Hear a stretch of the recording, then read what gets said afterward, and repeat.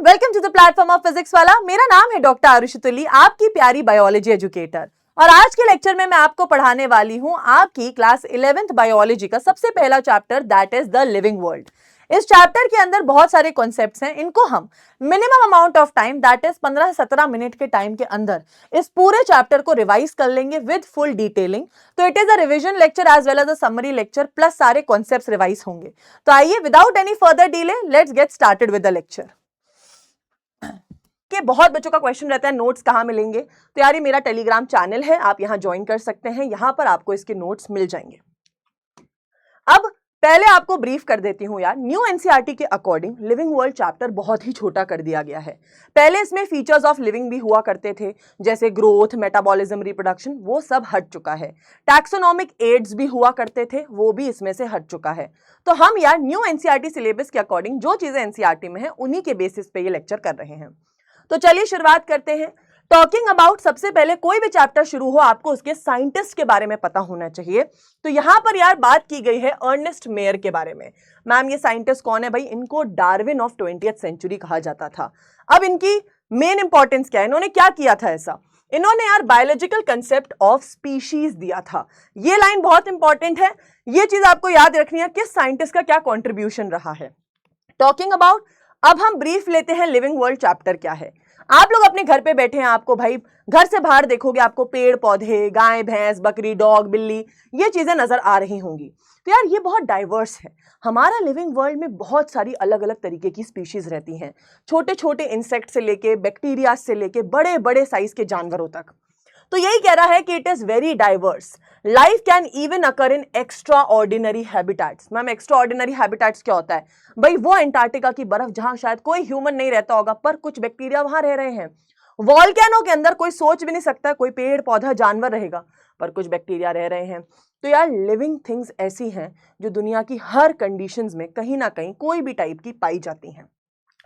Ecological conflict and cooperation can occur between members of population and members of community। अब यार देखो बहुत सारे लोग एक साथ रह रहे हैं, ठीक है। अब हर कोई एक साथ, अपन कहते हैं ना it is all our environment. हमारे आसपास लिविंग थिंग्स भी रह रही हैं, नॉन लिविंग थिंग्स भी रह रही हैं, एक स्पीशीज के बहुत सारे एनिमल्स भी रह रहे हैं। आप जैसे देख लो ह्यूमंस, हम सारे ह्यूमंस एक पॉपुलेशन बना रहे हैं, हम सब बहुत कोऑपरेटिव तरीके से इकोलॉजी को बैलेंस करते हुए रह रहे हैं, ठीक है। दैट इज ऑल, हमने ये बताया लिविंग वर्ल्ड चैप्टर के बारे में, little brief. Now talking about, her living organism कुछ सिमिलैरिटीज शेयर करता है। मैंने जैसे आपको बताया, पहले लिविंग वर्ल्ड में बताया जाता था कि जो भी लिविंग चीजें होती हैं वो मेटाबॉलिज्म करती हैं, रिप्रोडक्शन करती हैं, ग्रोथ करती हैं, सेंसिटिविटी होती है, कॉन्शियसनेस, ये सारों के एक्सेप्शंस भी बताते थे। बट अभी हमें उस चीज में नहीं पढ़ना, हमें बस एक लाइन ये पढ़नी है कि all living organisms share similarities. Of course similarities होती हैं। अब टॉकिंग अबाउट डाइवर्सिटी, तो अब ये ऐसा कहना है आपकी एनसीईआरटी का, मान लीजिए अमेज़न रेन फॉरेस्ट है। आज तक कहा जाता है कि अमेज़न रेन फॉरेस्ट को पूरी तरीके से डिस्कवर नहीं किया गया है, पर आप सोचो, आप जितना फॉरेस्ट में अंदर घुसते जाओगे, जितना उसे डिस्कवर करते जाओगे, आपको उतनी नंबर ऑफ स्पीशीज ज्यादा मिलने लगेंगी। तो जितना आप लैंड एरिया ढूंढोगे, जितना ज्यादा एरिया उतनी ज्यादा डाइवर्सिटी, ठीक है। आप अपने घर के अंदर रहोगे, आपको थोड़े बहुत पौधे दिखेंगे, आप घर से बाहर जाओगे, आप अपनी कॉलोनी देखोगे, आप जिस सोसाइटी में रहते हैं वहां पे कितने पेड़ पौधे जानवर होंगे। तो बस इसलिए ये लाइन यही कहती है, जितना ज्यादा एरिया उतनी ज्यादा डाइवर्सिटी, जितना कम एरिया उतनी कम diversity, but yes up to a limit, ठीक है। तो ये लाइन ये कह रही है। अब इन्होंने बताया है new species found in new as well as old areas, ठीक है। कई नई स्पीशीज होती है जो पुराने एरियाज में भी हैं, नई जगह पर भी हैं। अब आपकी एनसीईआरटी ने एक डेटा दिया है कि हमारी बायोडाइवर्सिटी कितनी है, तो इट इज 1.7 to 1.8 मिलियन, ठीक है, जो अभी तक डिस्क्राइब्ड है, नोन एंड डिस्क्राइब हो चुकी है, ठीक है। दैट इज, ये डेटा आपको रिमेंबर करना है, इस पे क्वेश्चन डायरेक्टली पूछे जाते हैं। Talking about biological names are important as local names. अब यार देखो सिंपल सी बात है, अगर मैं और आप, मान लीजिए कोई फ्रांस का बंदा मिल गया और हम मान लो आलू की बात कर रहे हैं, पर वो आलू को कुछ बोल रहा है, मैं आलू बोल रही हूँ, वो कुछ और शब्द बोल रहा है, भाई हम लोगों के बीच में कम्युनिकेशन प्रॉब्लम हो गया, ठीक है। दो कंट्री के साइंटिस्ट मिले, लोग अपनी कॉमन लैंग्वेज में, लोकल लैंग्वेज में बात कर रहे हैं, समझ ही नहीं आएगा किस टॉपिक के ऊपर बात हो रही है। इसलिए यार साइंटिफिक नेम देना, एक कॉमन नाम देना जो all over the world common हो, वो नाम देना जरूरी है। तो उस नाम देने के लिए दो ऑर्गेनाइजेशन है, इनके फुल फॉर्म पे भी क्वेश्चन आता है, ICBN एंड ICZ। ठीक है, international code of botanical nomenclature, international code of zoological nomenclature. Botanical nomenclature क्या है, जो पौधों को नाम देते हैं। ज़ूलॉजिकल नॉमेनक्लेचर क्या है, जो जानवरों को नाम देते हैं। Moving next. अब सबसे पहली बात इस चैप्टर में बताया जाता है कि नामकरण कैसे करा गया है, मतलब नॉमेनक्लेचर कैसे दिया गया है। तो the thing is called as binomial nomenclature. Bi मतलब दो, नॉमियल मतलब नेम देने हैं, तो मतलब नेम के दो टुकड़े होंगे। ठीक है, अब ये किसने दिया था, binomial nomenclature was given by Carolus Linnaeus. ठीक है, ये चीज भी ध्यान रखनी है। अब हम बात करते हैं क्या चार चीजें हमें ध्यान रखनी है। पहला, सबसे पहली चीज, जो भी साइंटिफिक नेम होगा वो लैटिन लैंग्वेज में दिया जाएगा। अब मैम लैटिन लैंग्वेज क्यों, क्योंकि इसका रीजन हम बताते हैं, it is a dead language, इसलिए इसमें दिया जाएगा।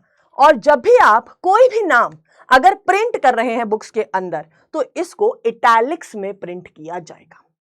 नेक्स्ट चीज, अब जो नाम होगा उसमें आगे वाला शब्द, दैट इज ये जो आगे का शब्द है ये कहलाएगा जीनस और पीछे वाला शब्द कहलाएगा स्पीशीज। जैसे भाई आम है हमारा मैंगो, मैंगो का साइंटिफिक नेम होता है मैंजीफेरा इंडिका। तो मैंजीफेरा क्या है, इसका जीनस है और इंडिका इसकी स्पीशीज है। डन, ये क्या हो गया, इसका जीनस, ये क्या हो गई, इसकी स्पीशीज हो चुकी है। डन।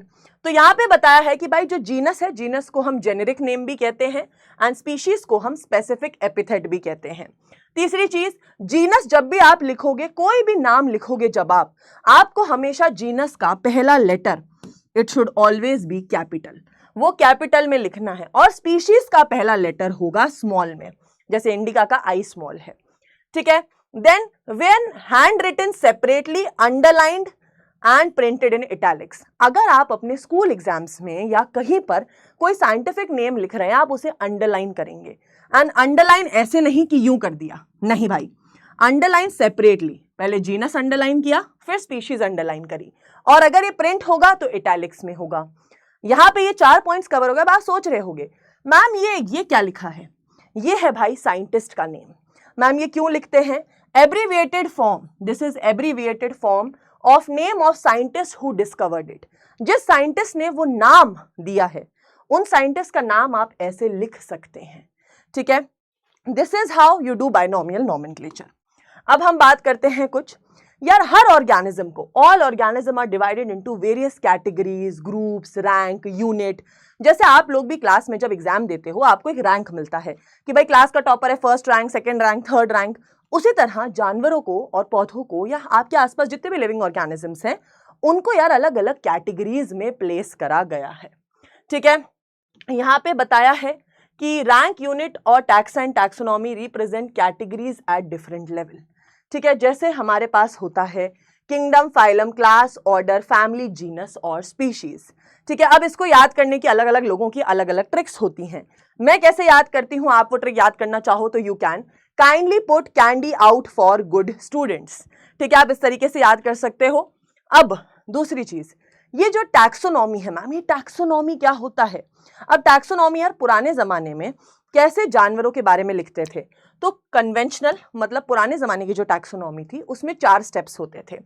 कैरेक्टराइजेशन, कैरेक्टराइजेशन होता है, मान लो आपने कोई जानवर ढूंढा, आप उसको देखोगे दिखता कैसा है, इसकी बॉडी में भाई 4 टांगे हैं, इसकी 2 आंखें हैं, कैरेक्टराइजेशन करोगे। फिर आइडेंटिफिकेशन क्या होता है, आप उसके फीचर्स को कंपेयर करोगे कोई सिमिलर ऑर्गेनिज्म से कि यार ये तो थोड़ा तितली जैसा नजर आ रहा है। ठीक है, फिर आप क्लासिफिकेशन करोगे कि वो किस में प्लेस होना चाहिए, प्लांट्स में होना चाहिए, एनिमल्स में होना चाहिए। फिर होता है नॉमेनक्लेचर, चौथा, मतलब चौथा आप उसका करोगे नामकरण। तो ये जो 4 स्टेप्स हैं इनकी सीक्वेंस पे डायरेक्टली क्वेश्चन पूछा जाता है। They are part of conventional taxonomy. बात करें मॉडर्न टैक्सोनॉमी क्या होती है। अब मॉडर्न टैक्सोनॉमी में बस एक चीज, 2-3-4 चीजें नई ऐड हो गई। क्या, इसमें यार मॉर्फोलॉजी मतलब external features, anatomy internal features के बारे में, डेवलपमेंट प्रोसेसेस, सेल का structure, ecological information. Modern taxonomy के अंदर ये सिर्फ बाहरी रूप की चीजें नहीं देखते ऑर्गेनिज्म की बाहर की बॉडी कैसी है, अंदर की कैसी है, उसका सेल स्ट्रक्चर कैसा है, उसकी इकोलॉजिकल इंफॉर्मेशन क्या है, उसका डेवलपमेंट कैसे होता है, हर चीज को मॉडर्न टैक्सोनॉमी में देखा जाता है। चलिए अब बात करते हैं हम इन कैटेगरीज की। ये है भाई हमारी टैक्सोनॉमिक कैटेगरीज। अब इसमें आपको सबसे इंपॉर्टेंट क्वेश्चन, लोएस्ट कैटेगरी होती है स्पीशीज, इसे लोएस्ट या बेसिक कैटेगरी कह सकते हैं, एंड किंगडम होती है दैट इज हाईएस्ट कैटेगरी। अब कहते हैं when we move from species to kingdom number of common characters keep decreasing. अगर आप स्पीशीज से किंगडम के टुवर्ड्स जाएंगे कॉमन कैरेक्टर्स घट जाएंगे, ठीक है, और वाइस वर्सा। ऊपर से किंगडम से नीचे आएंगे स्पीशीज की तरफ, number of common characters will increase. भाई कंटिन्यूसली क्वेश्चन आने वाला टॉपिक है ये, इसके ऊपर हजारों बार क्वेश्चन आता है, वेरी इंपॉर्टेंट। अब आपकी एनसीईआरटी ने लिविंग वर्ल्ड चैप्टर के अंदर किंगडम के एग्जाम्पल्स, फाइलम के एग्जाम्पल्स, क्लास के, ऑर्डर के, फैमिली के, जीनस के और स्पीशीज के एग्जाम्पल दिए हैं, तो हम उनको एक बार देख लेते हैं। तो किंगडम में क्या क्या आ गया, प्लांटे एंड एनिमेलिया, ये दोनों किंगडम्स होते हैं।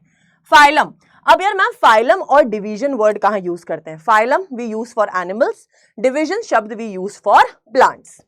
अब यहां पे देखेंगे डिवीजन क्या है, एंजियोस्पर्म्स, जिम्नोस्पर्म, ये क्या हो गई डिविजन्स। फाइलम क्या है, जैसे Chordata, Annelida, arthropoda. I know आपको अभी थोड़ा नया नया लग रहा होगा, देखो लिविंग वर्ल्ड एक इंट्रोडक्टरी चैप्टर है, जैसे ही आप पूरी क्लास 11 की बायो पढ़ लेंगे आपको ये इजी लगने लगेगा। फिर हम क्लास की बात करते हैं तो जैसे डाइकॉट और मोनोकॉट क्लासेस हैं, एनिमल्स में मैमेलिया, एम्फीबियन और रेप्टाइल्स क्लासेस हैं। फिर हम बात करते हैं ऑर्डर्स की। ऑर्डर्स की स्पेशलिटी है, ज्यादातर ऑर्डर्स के पीछे, स्पेशली प्लांट्स के ऑर्डर्स के पीछे एल्स लगता है, पॉलीमोनियल्स, रोजेल्स, ठीक है, एल्स लगता है, एक ट्रिक है, याद रख सकते हैं। एनिमल्स के ऑर्डर क्या है, जैसे कार्निवोरा एंड प्राइमेटा। फिर बात करते हैं फैमिली की, तो फैमिलीज में अगर हम प्लांट्स की फैमिली की बात करें तो ACEAE ज्यादातर लगता है फैमिलीज के पीछे प्लांट्स की, जैसे सोलेनेसी, कॉन्व्यूलेसी, एनाकार्डिएसी। फिर और जो एनिमल्स की होती हैं फैमिलीज, इनके पीछे लगता है IDAE, तो फेलिडी, कैनिडी। तो ये आप एक ट्रिक मान सकते हैं फैमिलीज को याद रखने की। जीनस सोलेनम, पिटूनिया, दतूरा, यहाँ पे पैंथरा, फेलिस, और स्पीशीज ट्यूबरोसम, मिलानोजिना, नाइग्रम, टिग्रिस, प्राडस और लियो। तो यार ये सारे एग्जाम्पल्स हैं जो आपकी एनसीईआरटी के अंदर काफी सारे एग्जाम्पल्स हैं, उनमें से बहुत सारे एग्जाम्पल्स मैंने यहाँ लिख दिए हैं फॉर इजी रिविजन पर्पस। फिर हम बात करते हैं टैक्सोनॉमिक हायरार्की की। भाई हमने अभी टोटली बात करी है कि कितनी हायरार्की होती है, 7 होती हैं। 7 कौन कौन सी होती हैं, that is kindly kingdom, put phylum, candy class, out order, ठीक है, kindly put candy out for family, good genus, species, kindly put candy out for good students, that is species. तो they are 7 obligate categories. Taxonomy hierarchy में कितनी categories आती हैं, 7 आती हैं, ठीक है मैम। फिर भाई स्पीशीज के बारे में आपकी एनसीईआरटी कहती है, एक डेफिनेशन है कि स्पीशीज मतलब वो organisms which have fundamental similarities. Obviously हमने बोला है वो एक लोएस्ट कैटेगरी है और वो एक ऐसी कैटेगरी है जिसमें सबसे ज्यादा सिमिलर कैरेक्टरिस्टिक्स होते हैं, तो बिल्कुल सही बात है। इस डेफिनेशन के ऊपर भी डायरेक्ट क्वेश्चन आता है। जीनस क्या होता है, 2 तरीके का हो सकता है, monotypic and polytypic. Ma'am monotypic क्या होता है, जैसे है होमो सेपियंस। अब ये जो होमो शब्द है ये एक ही टाइप का जीनस है, सिर्फ होमो सेपियंस के लिए यूज हो रहा है। पर पॉलीटिपिक जीनस क्या होते हैं, जैसे आपको मैं एग्जाम दूं, पैंथरा लियो, पैंथरा टिग्रिस। मतलब पैंथरा जो जीनस है काफी सारे ऑर्गेनिजम्स के लिए यूज हो रहा है, ठीक है। पैंथरा लियो मतलब लायन, पैंथरा टिग्रिस मतलब टाइगर, पैंथरा प्राडस, है ना, सोलेनम ट्यूबरोसम, सोलेनम नाइग्रम। तो यहाँ पे क्या है, जब मल्टीपल बहुत सारे ऑर्गेनिजम्स में वो जीनस यूज होता है, दैट इज पॉलीटिपिक। फैमिली में हम क्या कहते हैं, among plants are characterize. Family में क्या होता है, आप प्लांट्स में बोथ वेजिटेटिव और रिप्रोडक्टिव फीचर्स को मद्देनजर रखते हो। Order, class, phylum and kingdom. Kingdom क्या है, हाईएस्ट कैटेगरी, स्पीशीज क्या है, लोएस्ट कैटेगरी। फिर हम बात करते हैं, एक बहुत प्यारी लाइन है यहाँ पर, These categories are distinct biological entities, not merely morphological aggregate. इस लाइन को ध्यान रखेंगे, assertion reasoning statement based question में पूछी जाती है। मतलब ये जितनी भी कैटेगरीज आप यहाँ पर देख रहे हो ये बायोलॉजिकल एंटिटीज हैं। इनका मतलब सिर्फ यही नहीं है कि हमने किसी ऑर्गेनिज्म के बाहरी रूप को देखा, मॉर्फोलॉजिकल कैरेक्टर्स को देखा और हो गया, नहीं, they are all biological entities, हर चीज देखी जाती है, राइट। फिर एक शब्द आता है सिस्टमैटिक्स। सिस्टमैटिक्स में क्या डिफरेंस है मैम? पहली चीज सिस्टमैटिक अरेंजमेंट, किसी भी चीज को प्रॉपर फॉर्मेट में अरेंज करने को कहते हैं सिस्टमैटिक्स। इसके ऊपर एक बुक लिखी थी सिस्टमा नेचरे करके, किसने लिखी थी? That was written by Linnaeus. अब सिस्टमैटिक्स और टैक्सोनॉमी में डिफरेंस क्या है? Systematics is equal to taxonomy plus evolutionary relationship. जब टैक्सोनॉमी में एवोल्यूशनरी रिलेशनशिप को ऐड कर दिया जाता है उसे कहते हैं सिस्टमैटिक्स। फिर ये भाई वेरी वेरी इंपॉर्टेंट चार्ट, मतलब इस चार्ट को तो घोट के पी ही जाना। इसमें भाई 4 ऑर्गेनिजम्स के बारे में बात की गई है, man, house fly, mango and wheat.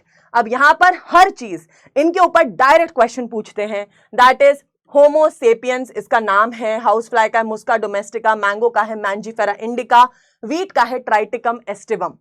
फिर बात करें जीनस होमो, मुस्का, मैंजीफेरा, ट्रिटिकम।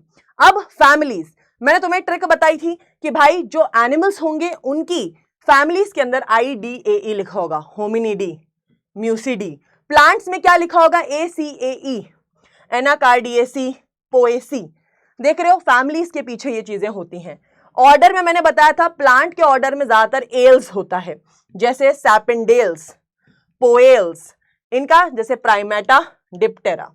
क्लास क्या है भाई? ह्यूमंस की मैमेलिया, मक्खी की क्या है? इंसेक्टा, देन मैंगो की क्या है? डाइकोटिलिडन, एंड व्हीट की क्या है? मोनोकोटिलिडन। याद रखना, ज्यादातर लोग कंफ्यूज हो जाते हैं मैंगो और व्हीट की क्लास के अंदर, तो याद रखना भाई कि जो मैंगो है that is a dicotyledon and wheat is a monocotyledon.